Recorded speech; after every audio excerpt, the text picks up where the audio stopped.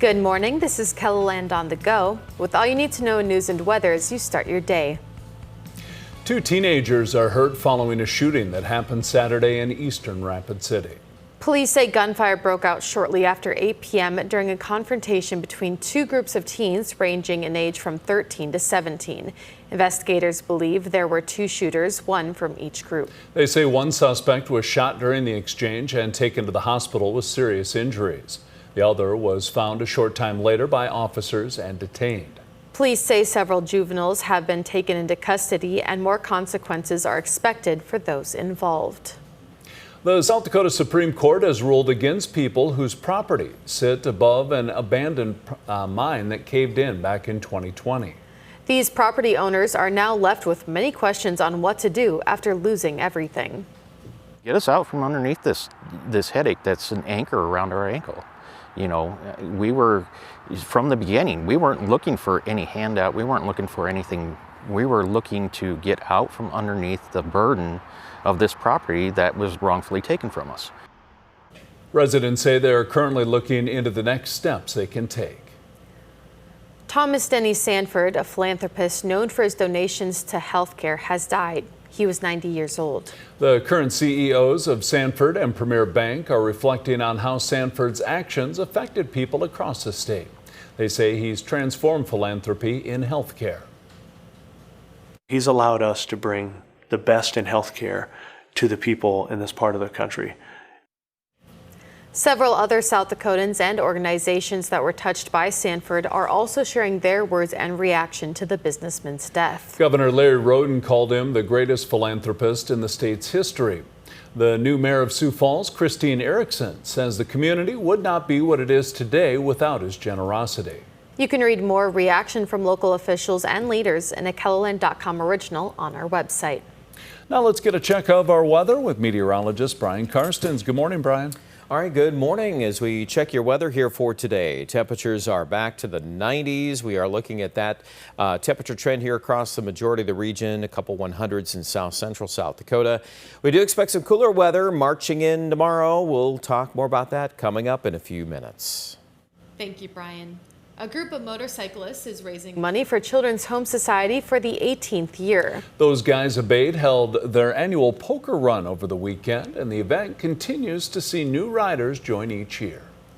A lot of people that have been here before, but a lot of new faces too.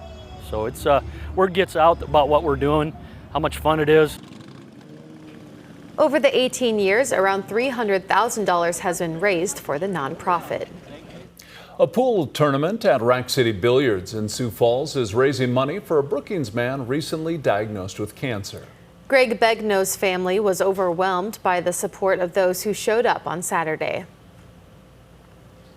The outpouring of love and support from, friends and family and even people we don't know has been awesome. And just to see the turnout tonight or today is beyond words.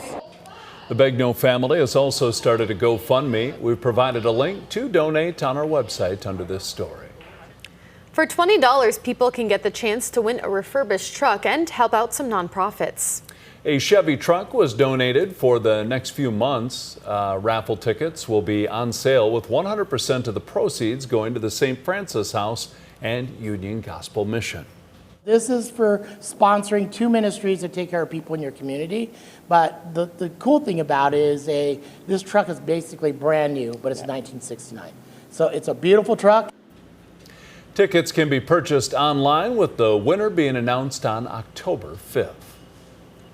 That's a look at some of our top stories. Now let's get another Check Your Weather with meteorologist Brian Karstens. Brian? Right, heat is on today. We've got heat advisories, extreme heat warnings for parts of the southeast due to the combination of temperature and the dew point being high. So really affects our ability to cool down. So be careful. Livestock, of course, farmers are watching that. And then, of course, the elderly and the very young tend to be a little more prone to heat illnesses due to these conditions. So Sioux Falls will be right up there, mid to upper 90s in the afternoon. The feels like temperature will be hotter. North winds, though, are coming in. There is a change underway. And as this cold front begins to push south, it's going to do a couple of things. It'll begin to trim away at the dew point It'll also bring in a little bit of Canadian smoke, not a ton of it, but some. We'll watch that too, and then we do expect, of course, some rain chances south of us. But it doesn't look like a lot of rain for us today. We've got a couple little speckles on radar this morning, but majority of us not a lot. Now tomorrow, north winds, definitely a cooler day. Temperatures across the region will be reduced. Some of us really reduced. To the northeast, we could hold most of the day in the upper 70s. And then some rain chances will start to pick up in far western South Dakota late Tuesday night and Wednesday. And that's important too. I know many of us are kind of eyeing, could we catch some rain this week? If we're going to get that rain, the best shot would be midweek. But I will warn you that it is by no means a guarantee. And you know, you look at a map configured like that, you've got rain in western South Dakota trying to move to the southeast. And so it hits more of Nebraska at this time. Now, again, that's only one depiction on the European model. That's not 100% where all the other models go, but it does at least give us, you know, some talking points for now. I do think into the later part of the week, there'll be some more rain, probably again cycling through Nebraska. I would also caution you that the end of our 7-day forecast tends to heat up. So let's watch that too. I think that'll be an important factor that'll be moving rain chances around the Midwest. Not much rain though today. It's just hard to get that when it's so hot. A little haze though, that's smoke in the air. A lot of those 90s. 7-day forecast will trim the numbers into the 80s tomorrow, Wednesday, Thursday, probably Friday. And again, at that point later in the week, there are at least some chances of some rain. It's not a high probability yet, but it's at least a possibility. The Aberdeen forecast, also not much rain here. I think right now much of our week is in the 80s, but the end of the 7-day forecast, yeah, those numbers move upward. We're going to keep a close eye on that because obviously when you talk about some rain chances ahead of another surge of heat, those are some big talking points. And I do think that western South Dakota has a better chance of rain in this window of time opening up. So that'll be an important story for the Black Hills with those highs reduced into the low to mid 80s on Wednesday and Thursday. Check out more details with your weather online at kettleland.com.